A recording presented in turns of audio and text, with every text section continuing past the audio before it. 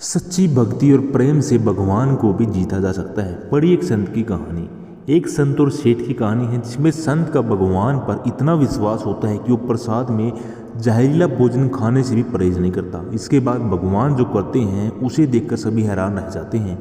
एक सेठ जी बड़े कंजूस थे। एक दिन उन्होंने दुकान पर बेटे को बैठा दिया और बोले कि बेटा, बिना पैसे लिए किसी को कुछ मत देना, मैं अभी आता हूँ। अकस्मात एक संत आए जो अलग अलग जगह से एक समय की भोजन सामग्री लेते थे।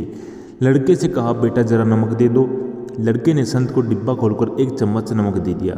सेठ जी आए तो देखा कि डिब्बा खुला पड़ा था। सेठ जी ने कहा कि क्या बेचा? बेटा बोला, एक संत जो तालाब पर रहते हैं उनको एक चम्मच नमक दिया था। सेठ जी का माथा टनका और वो बोले, अरे मूर्ख, उसमें तो जहरीला पदार्थ था।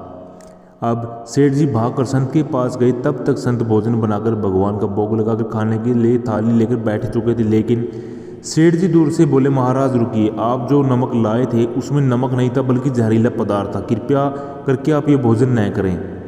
संत जी बोले, भाई हम तो प्रसाद लेंगे क्योंकि भोग लगा दिया है, भोग लगाकर भोजन नहीं छोड़ सकते। अगर भोग नहीं लगता तो भोजन बेशक छोड़ देते। ये कहकर संत ने भोजन को ग्रहण किया और खाना शुरू कर दिया। सेठ जी के होश उड़ गए। वो रात भर वहीं बैठे थे। सेठ जी को यह रहकर ये चिंता रसता रही थी कि अगर संत को कुछ हो गया तो बड़ी बदनामी होगी।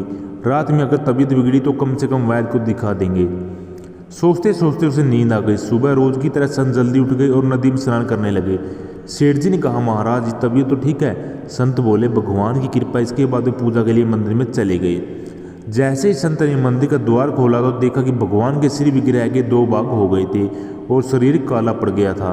ये देखते ही सेठ जी को सब समझ आ गया कि भगत के अटल विश्वास को देखकर भगवान ने भोजन का ग्रहण कर लिया और प्रसाद ग्रहण करवाया। इसके बाद सेठ जी ने तुरंत जाकर बेटे को दुकान सौंप दी और संत की शरण में हो गए। बोलिए राधे राधे।